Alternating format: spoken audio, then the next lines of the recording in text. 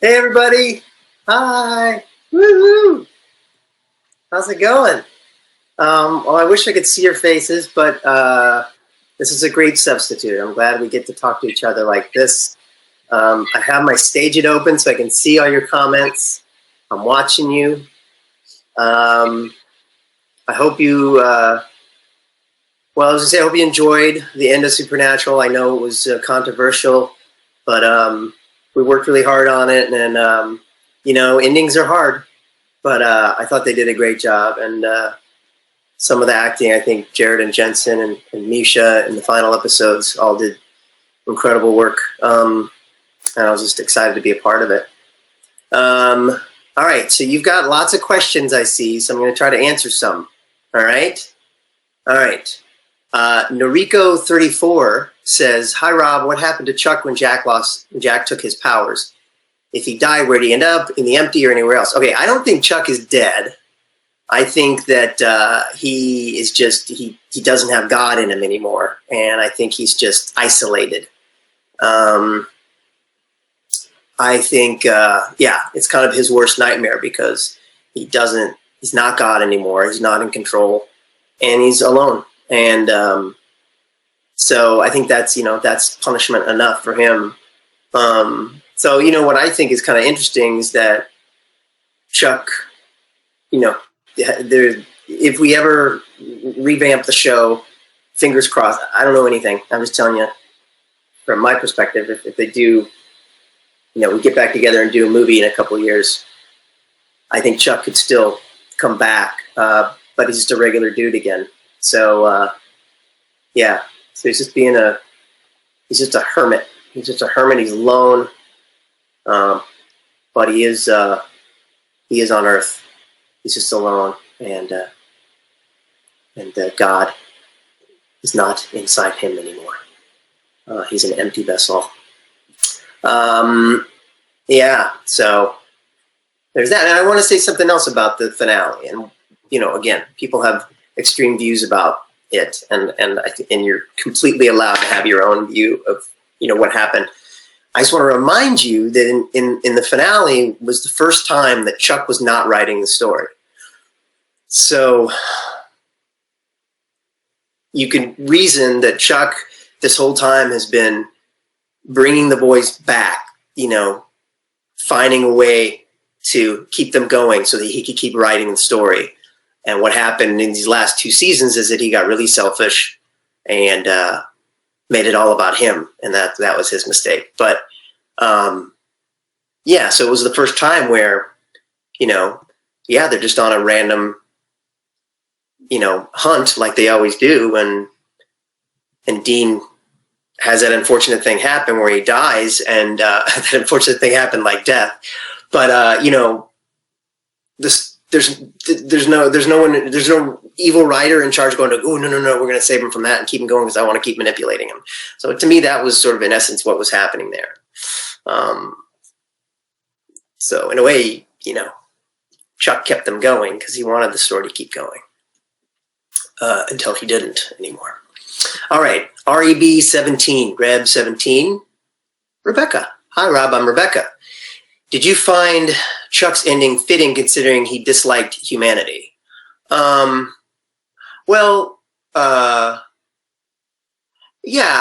thought it was fitting because he just got too wrapped up and he thought he was trying to manipulate everything until the very end, and he wanted the ending to be this grand thing, he so enjoyed Sam and Dean, and he enjoyed, manipulating them, and he thought for a second that it would be this great ending would be to be killed by them, and they didn't. So, like I said, just being left alone by himself without any powers was an appropriate ending for him.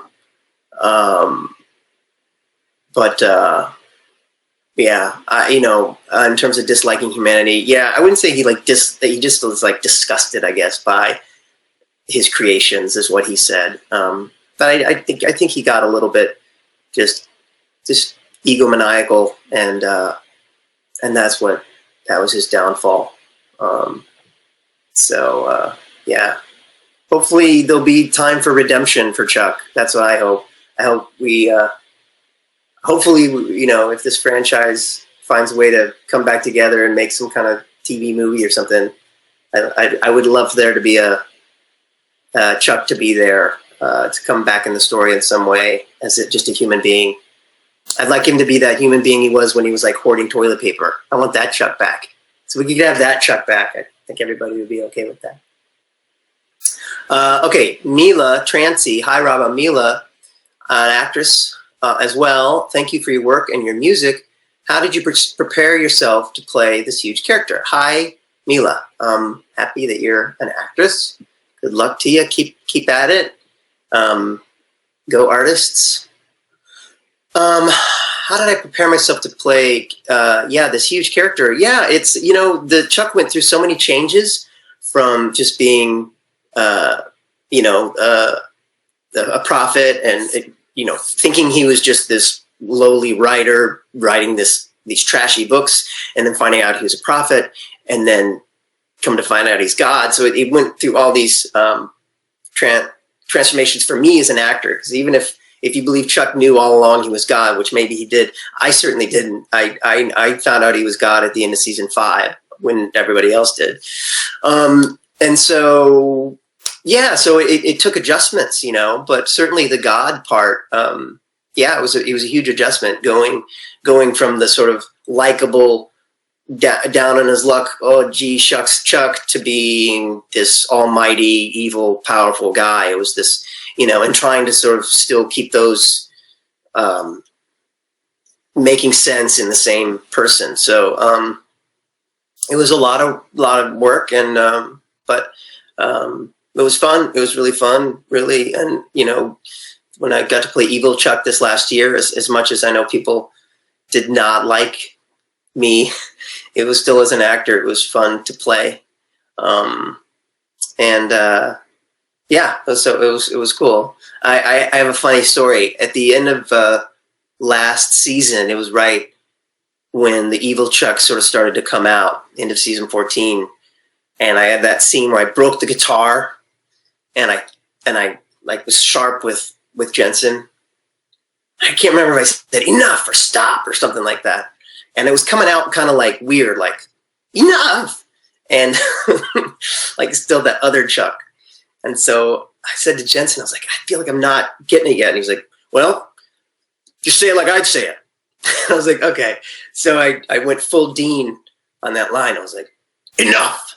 And I was like, oh, there it is. So Evil Chuck was channeled a little bit by Angry Dean. So there's that. Let's see. Ebba has a question. Hi, Rob. I'm Ebba. Huge fan. Thank you, Ebba. Can you tell us a bit about the podcast, about how the podcast is done? Any guests coming up? Jared, ? So, we have talked to Jared. Jared wants to do it. And we've wanted Jared since the beginning. He's an incredibly busy man who's got a brand new TV show he's working on that he's also producing, which And so, we're just trying to get Walker to have the time, trying to get an hour to do it. So we're just working it out with him, finding the right time. We'll have him, we'll have Misha, all your favorites. And we really, we're going to, our idea about our podcast, and for those of you who don't know, Richard Spate and I do a podcast, Kings of Con, the podcast. And we release a show every week. And then if we're, which you can listen to wherever you listen to podcasts. And then on Patreon, Patreon, we have this like VIP group that if you join this for like $10 a month, you get these special, you get the video of every podcast, and Rich and I do like private little Monday morning check-ins, and we release some extra stuff. It's it's fun. It's something that we just decided to do in lockdown, and it's kind of grown into this sort of bigger thing. So anyway, the idea is that we have actors on the show who have been to conventions. So not necessarily just Supernatural. We've had Tom Ellis from Lucifer and Rachel Harris from Lucifer. We've had Kurt Fuller, who's on Supernatural, but he was also on Psych and lots of other stuff. And Greg Grunberg is going to be in an episode coming up, who's in Star Wars and Star Trek movies. We want to have Michael Rosenbaum on soon. So anyway, so it's lots of fun if you want to check it out. Kings of Con, the podcast. And Jared, yes, we'll be there. We just have to have somebody pin that guy down. And he's very, very tall, so he's a hard guy to actually pin down. One of my favorite things about, it's a funny little story again, about the last fight that I did with the boys, which was very fun to do, very fun to shoot, and maybe painful to watch, but fun to shoot. I was above them on a hill, so I had the upper ground, so I was like eye to eye with them.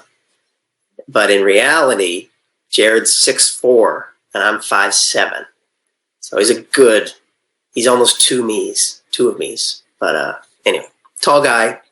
I'm not so much, except if I'm on a hill. Okay. Sherlock's Curls says, "Hey Rob, what is something you personally think of your character that isn't canon?"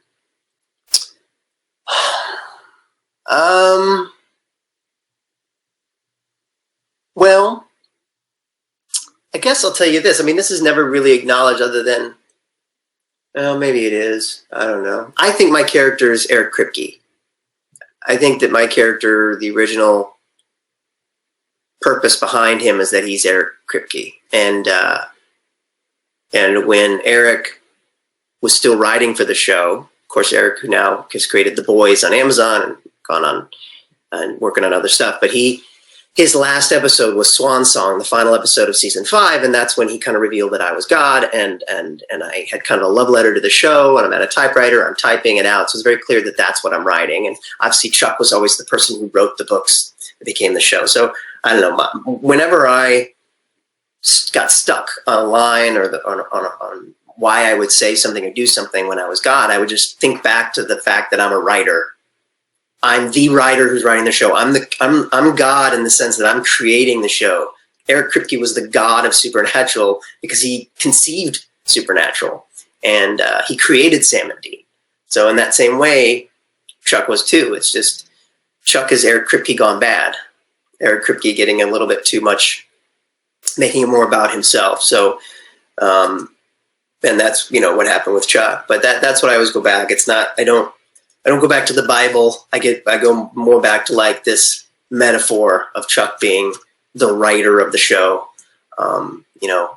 breaking the fourth wall a little bit, the meta version of Chuck. And I guess they did hint to that. I don't know if you'd call that canon or not. Besides that, I think the other thing that gets lost is that Chuck really loves the boys. He really does love them. He really does. He just has a weird way of showing it. Even though he's kind of abusive. Anyway, I'm seeing all your questions go up over here. And I love it. I love that there's so many people here. Thank you for being here. And anyway. Okay, so SBXCEDUST, Spixie Dust. Spixie Dust says, "Hey Rob, if you could have any of Chuck's powers, which one would you choose?" Whew, man. I just would really love, I've always wanted to do this anyway. I just really would love to snap my fingers and boom, I'm in another place. If like we're having a conversation and I'm like, let's go someplace nicer. Boom, and we're on the beach, Or how many times have I talked to a friend at night and they're like, yeah, I'm just drinking a glass of wine, watching my favorite TV show. Man, I wish I was there with you. Boom. I mean, that would just be cool. And I'm not asking for a lot, just a little bit of like, whatever you call that, auto transformation into another location. That's just the scientific term. Yeah, I guess it would be that. I like that. I also wonder how Chuck knows in his mind. Sometimes he snaps his fingers and he changes locations, but sometimes he snaps his fingers and people die. So I don't know how must be a different type of snap. I never really figured that out, but I just thought it. Thank you for the question, Spixie Dust. Ray's Winks 1 says, hi, Rob. If you could be on any TV show, past or present, what would it be? If I could be on any TV show, past or present, what would it be?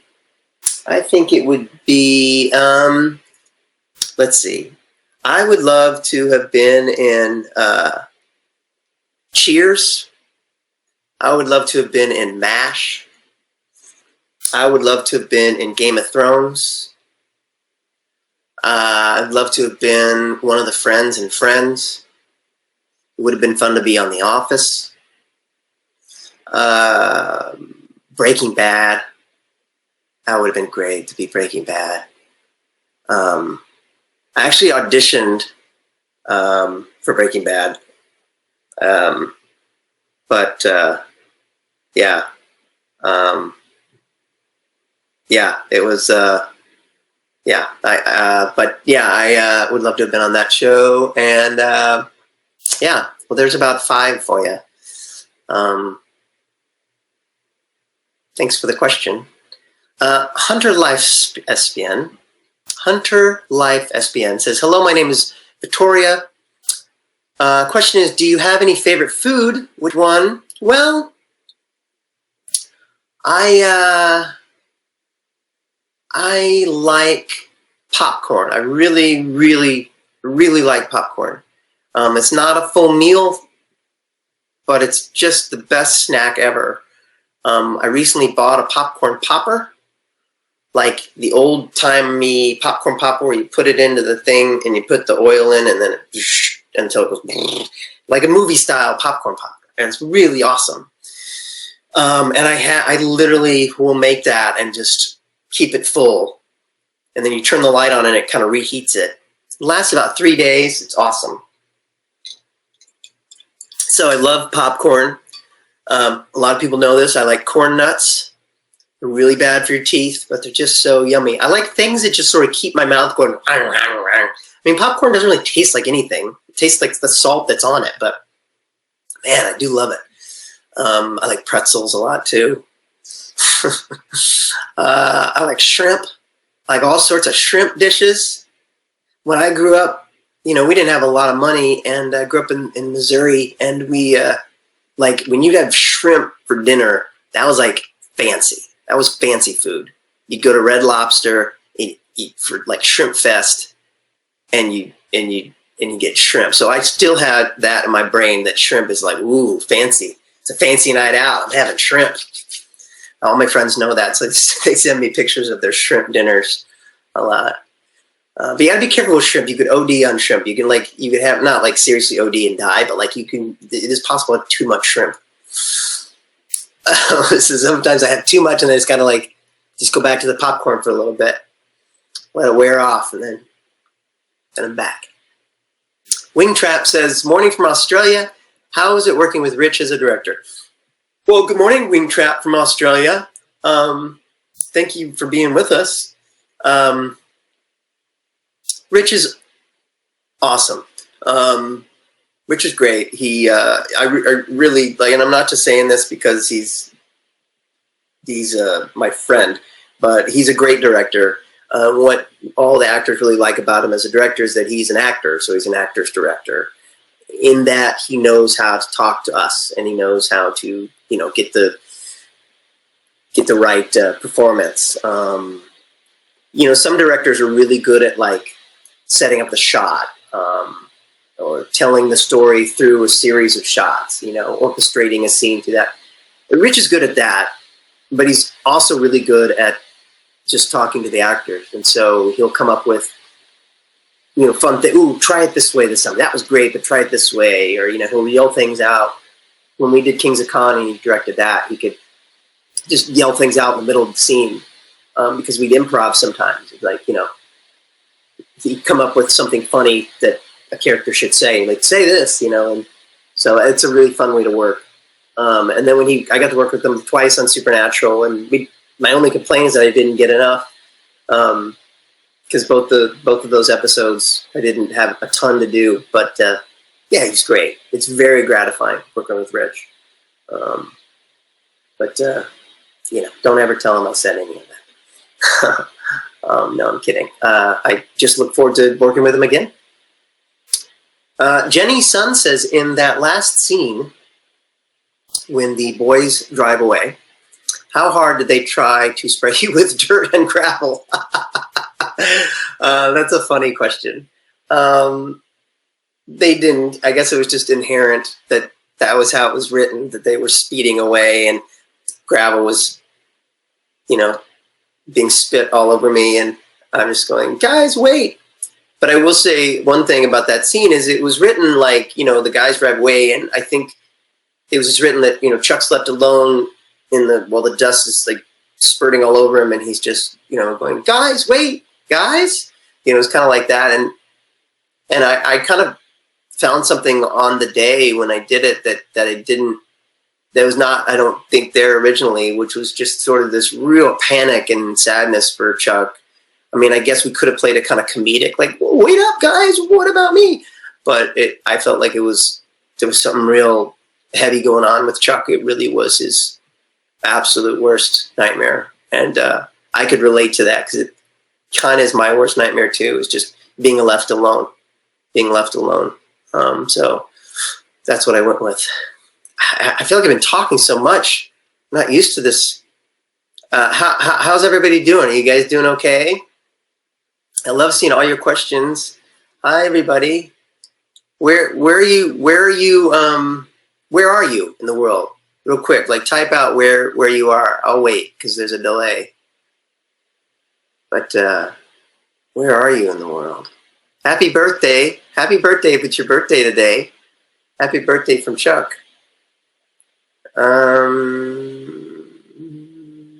Pretty soon you'll get to that question I asked. Where are you in the world? Like, are you in Mexico? Okay, Mexico, Brazil, Virginia, England. There it is. Colorado, Russia, Germany, San Diego, Europe, India, Mexico, Myrtle Beach, Virginia, Chicago, UK, Russia, Italy, UK, Illinois, California, Fresno.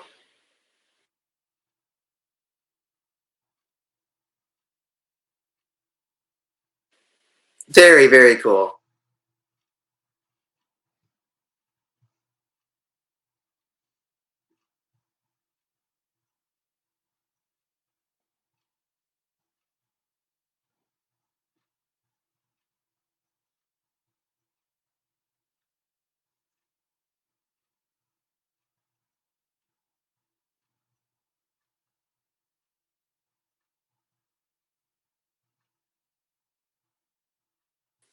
Oh boy, am I back? Okay, all right, I'm back. Okay, sorry, I thought I was off. Okay, okay. Hi, my name is Sam. Hi, Sam. This is Castiel's Trenchcoat. Hi, Castiel's Trenchcoat. I hope you're doing well. What is one strange thing you believe in? What is one strange thing you believe has an absolute right and wrong way to do it? That's a great question, Sam. There is a right way and a wrong way to do it. Gosh, I think that about a lot of things. Well, let's see. I think there's a right way to tie your shoes. I'm going to say it. I know it's controversial, but I don't understand the method where you make one loop and then you make another loop and you wrap those loops together, and it just doesn't make sense. I go loop and then around and then loop and then boom. That's just, I feel like that's the right way to do it. I feel like there's a right way and a wrong way to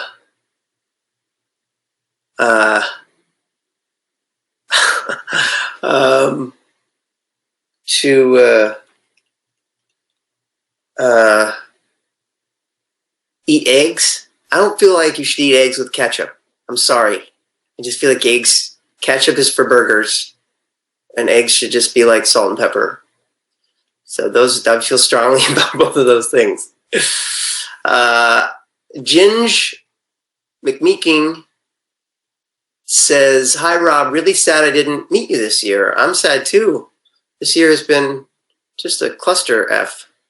What kind of part-time job Chuck would get since he's human and needs to support himself?" That is a great question. I see him maybe working at a gas station, just sort of one of those lonely gas stations out in the middle of nowhere, like a gas and sip, but not like a fancy gas and sip where it's like you've got really nice bathrooms and no, but this is like a middle of nowhere. It's like one little room. They got, some Funyuns and pretzels and potato chips, waters, and maybe an old garage where you can get your oil changed and a couple of pumps. Nobody ever goes there. It's out in the middle of nowhere. But he's working out there. And, I think he's probably reading some books and just spending a lot of time in isolation. Maybe he's going to try writing again. Or maybe he's not going to write because he's just been burned by that. So maybe he's reading. He's reading. He's listening for once. And meditating? But yeah, I see him out in the middle of nowhere wearing one of those gas station jumpsuits. All right. Oxan, hello. Says Rob, exclamation point. How was it like to work with the cast of Lucifer? I can't wait to see you in it. Love from France. Hi, Oxane. Hello. Hello, France. Bonjour. Ça va? Oui, ça va. Comme ci, comme ça. Moi, j'adore travailler en Lucifer parce que Tom Ellis est un bon homme. Tom's a great guy. Really loved working on Lucifer. My first episode is the last episode of the season that's on Netflix now, but they have not released it yet. I'm not. I also play kind of a bad guy on that show as well. So prepare to not like me a lot on that either. But just come back to this. Just know that in real life, I'm an actor. And I'm a pretty decent guy. But sometimes I play parts that you want to slap on the face. That's just the way that it is. I get a lot of things on Twitter where people are like, F you, Rob, or F you, Chuck. Most people say, I like you, Rob, but I hate Chuck, which I can respect that. Even though, I love Chuck because I played Chuck, but I know he's a bad dude. I mean, I know he went against the protagonist of Supernatural, and that was bad. But I do think there's some good in him somewhere. So anyway, Lucifer, you may not love the character I play, but I was really excited to do it. I loved working on that set. It was really fun, and it looks like I'm going to go back and do a few more this year. So I'm looking forward to that. Really excited. Hi, Rob. I'm Sarah. Hi, Sarah. This is S2OLA_20. Do you enjoy playing a villain or a good guy more? Also, any acting tips? Much love. Hi, Sarah, and much love back to you. That's a good question to come after that last question, which is that it's really fun to play a bad guy because I'm not a bad guy in real life. So it's like you're getting permission to be someone that you're not, which is why we get into acting in the first place, right? What I love about acting is it gives you this freedom to embody a person that you may not already be. Certainly there's some roles I play that are a little more like me. I always said that when Chuck began in season 4, it was a little bit more like me. I'm a little more like the Chuck in the episode The End where I'm hoarding toilet paper. I'm a little bit more like that. Certainly more like that than I was season 15 Chuck. But that's what I love about it. So it's juicy and fun to play the villain. I always love watching, I think Mark Shepard and Mark Pellegrino did such a good job of embodying those roles.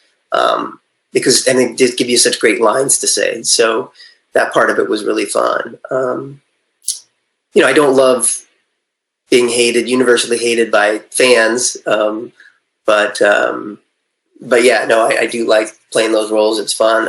I wouldn't say I'd rather play a villain. I just like playing eccentric people that are just not normal. Something's a little bit off about them, and I do find myself playing those roles a lot. And acting tips, it's. I mean, one thing I would say is just that, like, do the work that you can to prepare to learn how to lose yourself in a role, to look at it like that, like someone's giving you the keys to the car. And in this one instance, it's okay. It's okay to crash. It's okay to fail. Just try it out. Just let yourself be loose enough to try anything. And the worst thing that can happen is you're like, that wasn't right. And then you try it again. But that's what can be so freeing about being an actor, is you can play these roles and do these things. I mean, a very basic example is, like, I'd never lay a hand on Jensen or Jared in real life. A, they're two of my best friends, but B, they're much bigger than me and they could kick my ass. So, but in the show, I was, I had the ability to be tougher than them, to be more powerful than them. And as funny as that is, it's actually very serious too. Like, that Chuck did have that power. So, to play that character, that when Jensen as Dean comes up to me and says something threatening, like, Rob as Chuck is not worried about that. Even though Rob in real life would be like, hey dude, what's going on? Rob as Chuck has the freedom to be like, I'm not bothered by that. So it's kind of fun to put those pants on for a day. Anyway, I hope that helps in some way. There's just the freedom in it, In real life, I'm a pretty neurotic, sensitive guy. But as an actor, you're getting permission to be free, be who you want to be, or be who you normally aren't, but you're given permission to be someone that you're not. Leanne says, what new habits have you picked up during quarantine? Well, let's see. I drink a lot more. Not like to the level where, like, you should be worried about me, but certainly I like to have a drink, and it's just I have the time to do it now. But the good habits I've developed are that I'm writing a lot. I've written maybe 40 songs in lockdown. Writing a screenplay right now with Rich, and lots of other fun stuff. So that's good. And I've started a podcast that I told you about just now. So there's that. Samora from Texas says, hi, Rob. My name is Sarah. Oh, Sarah Mora. Hi, Rob. My name's Sarah. What was your favorite Chuck line? That's a good question, Sarah. Hi, Sarah from Texas. My favorite Chuck line. Well, can I give you a couple? I love hoard toilet paper. I think that was such a funny bit because it's true. And it turns out this year I was right? When the end is near, hoard toilet paper because you're going to need it. Hoard it like it's made of gold. I thought that was a funny line. I always thought, too, in my very first episode, that when he busts through the door and he says, I am the Prophet Chuck. I always thought that was really funny. I am the Prophet Chuck was funny to me. And I kind of liked at in the episode, Don't Call Me Shirley, like after I sing Fairly Well. And then I finally meet the boys again for the first time as God, season 11. And I say, maybe we should talk, or I think we should talk. That was kind of a cool moment as well. All right. Aisa Ribbons says, hey, Rob, if there's any artist dead or alive you want to write a song with, who would it be? I would love to write a song. Well, I would love to have written a song with John Lennon. That would have been pretty amazing. And currently, I'd love to write a song with either Eddie Vedder from Pearl Jam or Tom York from Radiohead. I think Eddie Vedder is an incredible lyric writer, and I feel like I could learn so much. I have learned so much just from reading his lyrics, listening to his lyrics. And Tom York is just like one of the most beautiful melodic songwriters. I just love his melodies. They're always in kind of a minor key, but they're so good. And I would love to sort of pick his brain as well and write a song with him. Both of those guys actually met, but under weird circumstances where I wasn't able to be like, let's write a song together. It was like kind of weird late night party kind of situations where I'm like sitting at the same table with them. And different situations, but both times I made a fool of myself and didn't make an impression. Anyway, Matt Sanchez says, "Hi Matt. Hi Matt. Hi Rob. What aspect of your character do you wish was explored more?" Well, yeah, there's a lot. On the show Supernatural, it really essentially wasn't about me, which was Chuck's problem. It was about Sam and Dean. So, but if given the chance, I would love to explore it a lot more, just in terms of,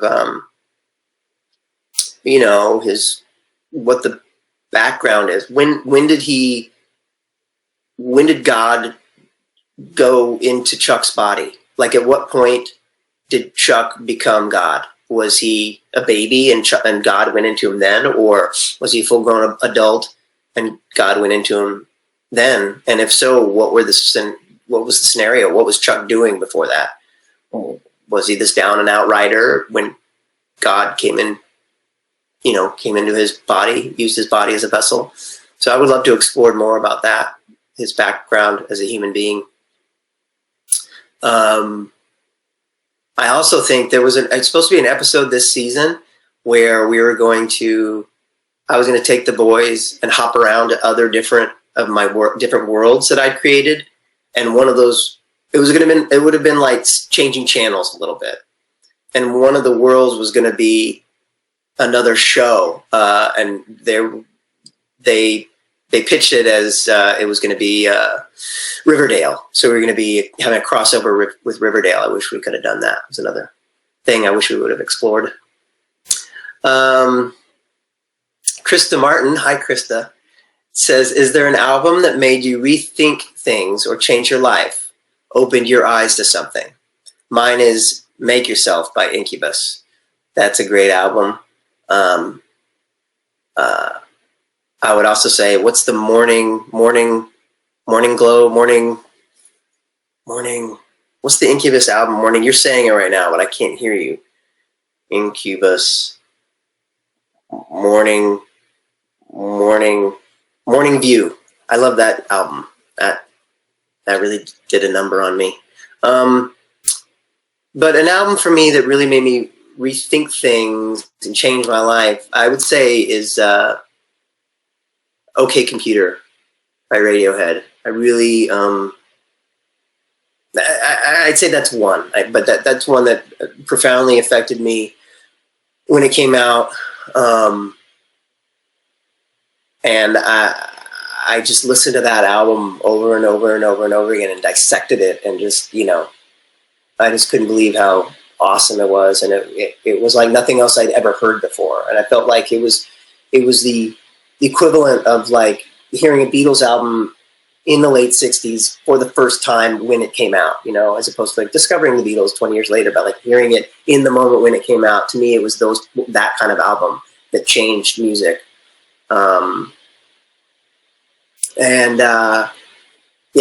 Besides that, there was, something about the early grunge revolution that I loved. I mean, hearing 10 for the first time, the Pearl Jam album 10, hearing Nirvana Nevermind for the first time.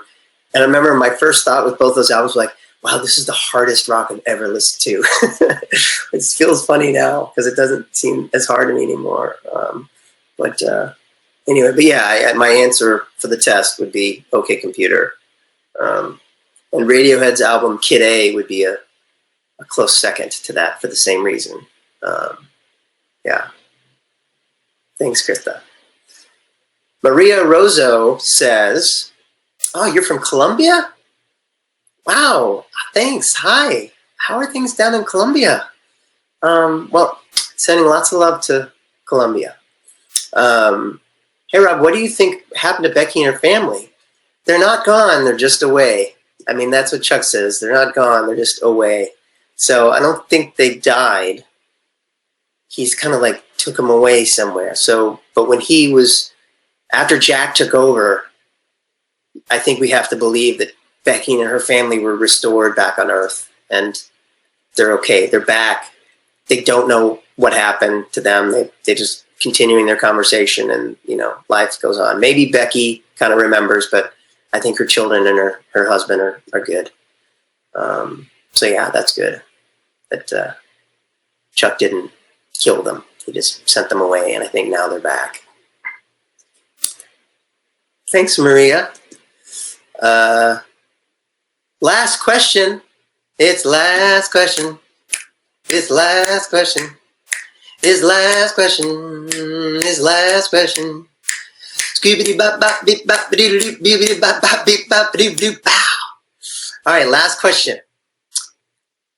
Cryptid Hunter says, do you think Chuck would have liked Dean's death? How would he write that? Well, it's a great bookend to our little conversation here, because we started talking about Dean's death. I don't think Dean would have died on Chuck's watch. Not in that way. Because I think he just wanted something. He wanted something dramatic and big and you know, something to take your breath away. Something that gets, you know, that's award worthy. You know, and I think the point of Dean's death, and why I think it was appropriate and well written, is that the point is that it's just another Tuesday for those guys. It's just life carrying on after Chuck. They're writing their own story, and he gets killed in the act of duty, and it's awful. And the brothers have to say goodbye to each other. It's so sad. The point is, I think Chuck was manipulating it so much. He wanted this big thing, and he wanted to be involved, and he wanted this huge thing and some grandiose thing, and it wasn't that. So I think Chuck is so egotistical that he wanted it to be this big, huge thing that involved him, and so taking him out of the picture, it's just another day for those boys, and he got killed in the act of duty. And you know, you don't have, there's no angels or you know, even like Rowena or anybody to come and save them and miraculously save them. They're just human beings, and you know. Anyway, endings are hard, right? But I think it was really well done, and I like that they wound up together at the end in heaven. And I just love the acting that they did. I thought they were both brilliant in that scene. So, well, guys, apparently I have to go now. I see your questions. I love you so much. Thank you so much. Come to a convention in 2021, 2022. We're not going anywhere. We're going to keep doing them. So when this COVID thing is over, which it will be, we'll see each other again. And I can't wait. I can't wait to see you both all in person. Sending you so much love. Thank you so much. I'll see you later. Bye.